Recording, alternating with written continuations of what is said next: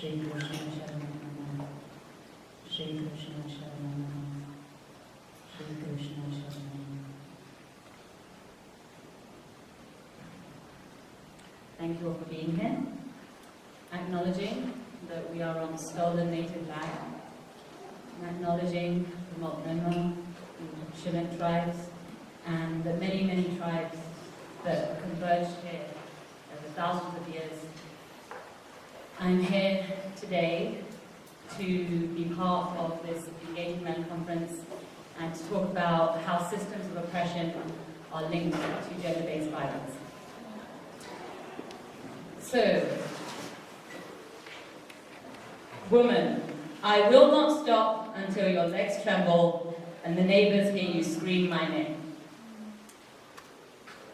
Sounds like fun, right? Sounds like a lot of fun. Sounds like he's making some promises we don't know if he can keep. But the truth is that the only real scenario in which the neighbors are going to hear her scream his name are if he's hurting her. That's the truth. And so, why? Where did all the romance go? Where did all that pleasure go? Where did all that anticipation go, right? And I'm not here to give you a relationship counseling session, that's a different conversation. But we need to talk about what the roots of the problem are. Because that is a fact worldwide. The neighbors will only hear her scream his name if he's hurting her. So we need to find out what is really happening here. So before we go into this, I'm going to give you a trigger warning. This is really important. We will go into deep historical trauma from all around the world in multiple scenarios. We will use the word rape. We will talk about assault. We will talk about war, violence, death, slavery, genocide, and imprisonment. You may feel uncomfortable and defensive. I am not going to censor anything that I say to protect any fragility. Not even a bit. So, if you feel uncomfortable and defensive and you need to step out, go to the safe space, feel free to do so. Okay, I want you to take care of yourself. Also, I'm sure that you know that there are people who are here and ready and able to talk with you also and be able to work through that with you. So just be aware and make sure that you take care of yourself. I don't want to be interrupted. So be aware, no interruptions. This presentation will show how systems of oppression work and how they are related to gender-based violence. We will not be able to cover all the issues due to time constraints, but that does not mean that the issues that we don't cover are not important. They are extremely important. So I just want you to be aware of that. And also that there are workshops here today that are covering various things that I'm not going into detail in as well, so it was with that in mind as well. So I'm going to start with colonialism, imperialism, and empire. Colonialism refers, or imperialism really, refers to control over a piece of land and its people by a more dominant power. So we're going to look at some definitions so that you understand. Colonialism, establishment of a colony by sending a group of people from a dominant power to live in and control a weaker one. For example, the US was once a British colony, India was once a British colony, the Philippines was once a US colony. Imperialism, however, is a broader term. Imperialism implies domination of a group of people and their land, which may include colonization, but doesn't require it. For example, the US controlling Afghanistan, the US using foreign aid in return for countries protecting their interests, the US attempt to control Cuba by forcing the embargo. All of this is imperialism, and it is empire. So this is a map of the world in the 18th century, and all of these different colors that you see here, they are all different empires. So if you look here, I'm not sure if any of these are lights. Yeah, here we go. So if you see this blue in Africa and parts of North America, This is the French Empire. If you see this dark red, dark red, dark red, dark red, this is the British Empire. Dark red, dark red, dark red. If you look at the bright red, that's the Spanish Empire. If you look at the green, that's the Portuguese Empire. And on and on and on. So if you notice, the dominant theme is that these are white empires. These are European empires. And many of you may know all of this already, but it's important to understand the roots of what systems of oppression are in order to understand how it manifests in her screaming his name. This is the propaganda of empire. She's empire. She is a mother, and all her colonies are children. And they adore her. They love her. They can't be without her. They are literally attached to her breast. This is the reality. Empire is this little baby right here being taken care of by his Indian nanny. That's what's really going on. Pampered, corseted, precious clothes, precious little pram right here, an umbrella, don't forget, must shield the white man from the sun. This is the reality. So the British Empire was fought by the people in the US, and then the US became the empire. And they became the empire with the term manifest destiny. Our manifest destiny to overspread and possess the whole of the continent which Providence has given us for the development of the great experiment of liberty and federated self-government entrusted to us. In other words, this is our destiny. And it's our destiny because God gave it to us. And it's our destiny because we've got the best government idea in the whole world. Liberty and federated self-government. And that federated self-government was the brainchild of white men. She is liberty. She's blonde.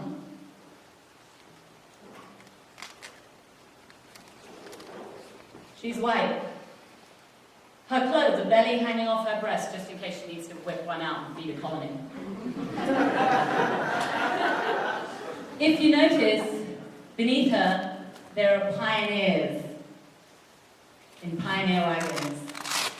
And they're pushing the native people and the native life on that land further and further off the land. If you notice, there's the mail, there are coal trains, there are power cables in her hands. There are ships behind her bringing goods from other countries, bringing slaves from other countries, bringing enslaved people, I should say. So she's liberty. She's liberty. And she's flying, because she's free, right? And also the word pioneer, it's a very racist word, right? These were not pioneers, they didn't find anything, they didn't discover anything, they were invaders. Without papers. They did not have papers. So MLK said, our nation was born in genocide when it embraced the doctrine that the original man, the Indian, was an inferior race. That the original American, the Indian, was an inferior race. So MLK acknowledged very clearly this nation was born in genocide. But you see, let's not forget, right, that the founding fathers, they came up with that liberty and federated self-government, except that those founding fathers, George Washington and Ben Franklin and Thomas Jefferson, they met with the Iroquois natives frequently. The Iroquois were a confederation of 6 tribes on the East Coast, and they met with these white men, and they talked to them about the Great Law of Peace. Because they said, you're ruled by the British, and that means that you're not free. You are ruled by an empire. An empire is evil. You need the Great Law of Peace. What does the Great Law of Peace tell us? Freedom of speech, freedom of religion, the right of women to participate in government, separation of powers, checks and balances, a government of the people, by the people, for the people, 3 branches of government, and a women's council. Apart from the right of women to participate in government and a women's council, the founding fathers, those white men that were all taught to worship, they adopted all of these principles of the Great Law of Peace. And the Women's Council, they put a bunch of old white men on there and called it the Supreme Court. But you see, the central underlying political philosophy of the Iroquois people, and in fact, many people throughout the entire continent, the Great Law of Peace was their law, was that peace was the will of the Creator and the ultimate spiritual goal and natural order among humans. So this is the US Supreme Court, and I won't even bother telling you what year it was from, because it basically looked like this for 200 fucking years.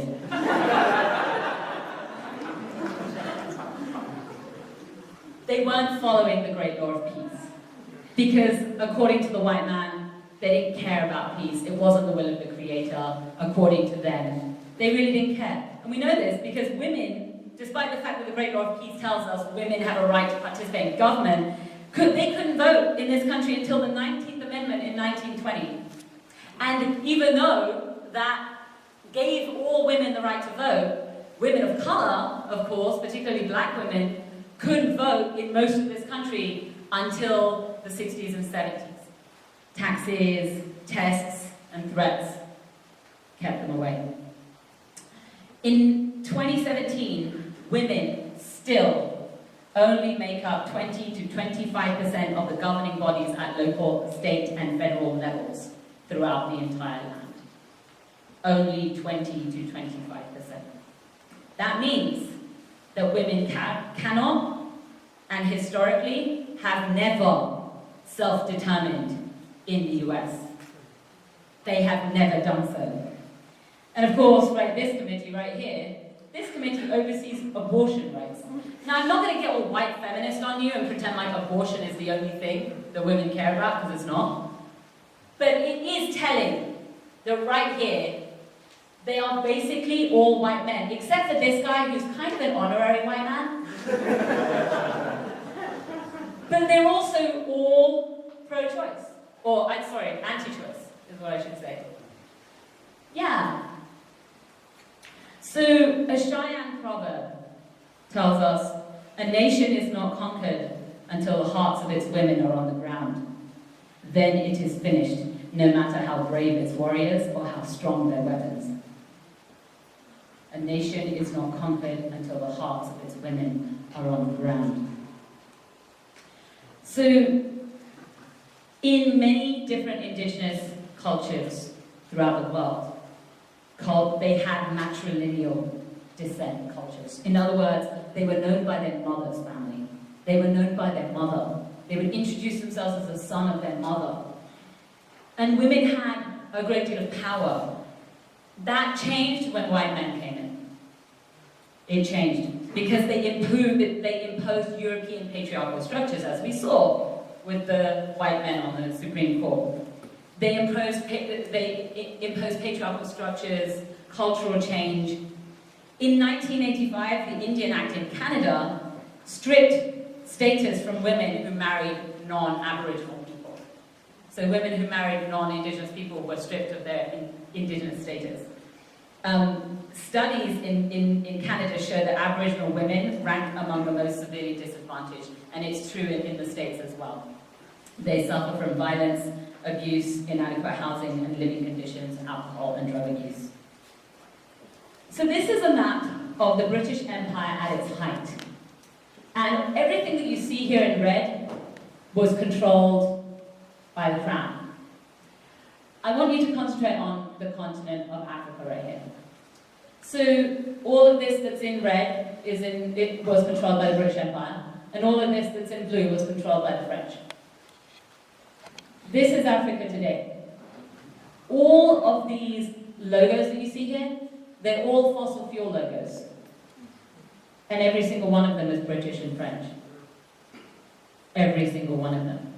So what does that tell us? It tells us that corporations are colonizing powers, and in fact have always been colonizing powers. The British Empire was begun by the East India Company. It was a corporation that went to India and said, oh, no, we just want to trade with you. So what we see is that the patriarchal structures and the cultural change and the physical domination of colonization and imperialism begins with corporations. And that means that Indigenous women in this country, they're murdered at 10 times the national average of all other women. 61% of Native women suffer assault in their lifetimes, mostly by non-Native men. Non-Native men? Then who is it? They're targeted and abducted by fossil fuel workers who come onto their lands to exploit their fossil fuel resources and to exploit their bodies too. They go missing, they are trafficked, they are raped, they are killed. These are hard facts. We fight wars to maintain our fossil fuel empire. John Bolton, who was a key architect, you may have seen him on TV, he has this giant evil man moustache. He said that the Middle East was a critical oil and natural gas producing region that we, the USA, fought so many wars to try and protect our economy from the adverse impact of losing that supply. We fought many wars. He's openly admitting that all of our wars in the Middle East have nothing to do with democracy and everything to do with oil. Who suffers most in war? Who suffers most in war, right? Even if you're not bombed out your home, even if you're not starved to death, even if you don't die of some disease because all of the water is contaminated, right? You're going to be raped, you're going to be tortured, you're going to be abducted by their security forces and tortured into giving up information, most of which probably isn't even true. Rape is a weapon of war. A 14-year-old Iraqi girl was gang raped by 5 US soldiers. And this picture, I've deliberately blurred it and cut half of it out to protect her. The reason why I could even find this picture is because it was found on a pornographic site. They took the pictures themselves. The picture depicts, it doesn't depict, it shows 3 men actively gang raping her, in uniform, wearing masks. She's a 14-year-old girl. The soldiers, while they were raping her, they shot her family dead, including her 6-year-old sister, and then they put a pillow over her face and shot her dead too. Only one soldier was convicted, and that too of murder. And that was in a civilian court, because the US Army didn't do anything about it. They discharged him for personality disorder. Rape is increasingly used as a weapon of war, and I want you to pay close attention to the continent of Africa. Liberia, Central African Republic, the Democratic Republic of Congo, Rwanda, Darfur. If you notice, Burma, Iraq, Syria, Bosnia, Haiti, Liberia, if you notice, these are all lands that were colonized. These are all lands that were controlled at some point by white men that are also increasingly having their resources stripped from them. And rape is being used as a weapon of war. Why is rape used as a weapon of war?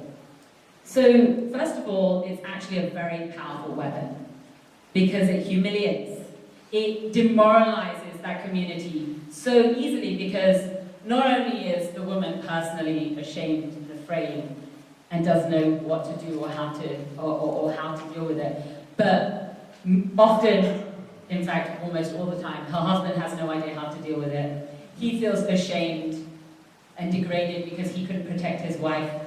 His children are terrorized, their children are terrorized, they couldn't protect their mother, right? It's now normalized, rape is normalized. Right? It crushes a community. It's also ethnic cleansing. Because not only is it possible that the woman who gets raped might bear a child from her rapist, but she can also be so damaged that she can never have children again. You can get, most rape in war is gang rape, and one particular condition, I guess it's an injury, I'm not even sure how you would categorize it. It's called fistula. Fistula means when the flesh between the vagina and the anus and the bladder is torn. How the hell is she supposed to live through that? And even if she does, what we find out is it doesn't matter how much she cleans, she smells. So not only is she ostracized for having been raped, she's ostracized for now how her body is, just in and of itself. Imagine having to go through labor when you are suffering from fistula. The UN declares rape a weapon of war in 2008.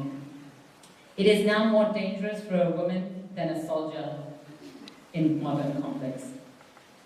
Around 70,000 women die every year from unsafe abortions as a result of rape, and many more suffer infections and other consequences. They didn't say fistula because it's too awful. Women are more likely than men to contract HIV through sexual encounters. Notice how they call it sexual encounters. About 42% of all persons infected with HIV are women. A Time article said, rape may be a common war tactic, but it was only prosecuted as a crime against humanity in 1998 by the International Criminal Tribunal for the former Yugoslavia, following the discovery of the rape camps used by Serb soldiers during the Bosnian War. So it was only in 1998 that the international community said, oh my God, this is a rape crime. By the way, Yugoslavia is where white people live. Right? White people. And it was white women who were gang raped in that war. So all of a sudden it's a crime against humanity. But it's always been a crime against humanity. So I want to draw attention to this particular picture. So this is Kabul in the 1970s. This picture you will find on a lot of like extreme right-wing sites, you know, like, look, they used to be westernized. We could go and do that again. We can go and like westernize the women, then they can be free. Right? First of all, wearing Western clothes doesn't mean you're free. That's for sure. But one thing that we need to know is that 45 is now using this picture to justify going back to war in Afghanistan, even now. So you need to be aware of that, of what's happening. But the reason why I actually wanted to talk about this is because this picture aside, right, this picture means nothing, okay? But the truth is that until the 1970s, women's rights were increasing in Afghanistan. Increasing with each decade, they were moving forward.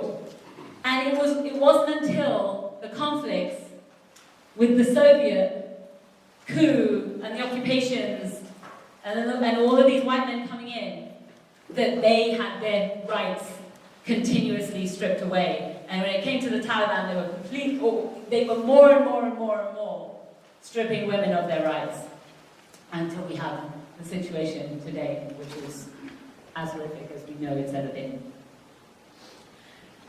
So, rape is known as the slow genocide. Infections and injuries to women, diseases that spread to the community, because if you've been infected with HIV and there is no treatments available and you don't even know that you've been infected, and then of course if you have children born, and if your children are now mixed children born from that trauma, they also have trauma, of course, because they are ostracized, they are shunned, they can't be family, the shame destroys families. Often the husbands end up beating their wives because they don't know how to handle it. So it literally can destroy an entire community and even an entire race. The International Criminal Court gives a definition of genocide. Genocide means any of the following acts committed with the intent to destroy, in whole or in part, a national, ethical, racial, or religious group, such as A, killing members of the group, B, causing serious bodily or mental harm to members of the group, C, deliberately inflicting on the group conditions of life calculated to bring about its physical destruction in whole or in part, D, imposing measures intended to prevent births within the group, and E, forcibly transferring children of the group to another group. That's what this is all about, right? It's all about this genocidal white supremacist state that has existed for 500 years and continues to exist. It's not over. Did you notice in the definitions of colonialism and imperialism that there was not the word government in there? At no point did it say, oh, when one government imposes another government or another country. No, it is corporations, it is militaries, it is mercenaries, it is religions, it is all of these different patriarchal groups that force and control and dominate others because they can and because they want those resources. So let's talk about capitalism. Afrin really likes this slide, she chose it. Capitalism, yay, enjoy. So what is capitalism? Capitalism is the political and economic system in which corporate empires have the legal power to oppress, exploit, and dehumanize people, and extract, commodify, and pollute the natural resources of Mother Earth for profit. To oppress, exploit, and dehumanize people. How can we possibly say that? Don't we know the good capitalism does around the world? So where did it come from? So 200 years ago. So while we're well into the colonial empires, right, that have begun to dominate the entire world, the Industrial Revolution began in the 18th century. And what that meant was that they were burning coal in order to produce energy. And that meant that with all of this energy, they could produce things on a large scale, on a huge scale, because they could use machines now.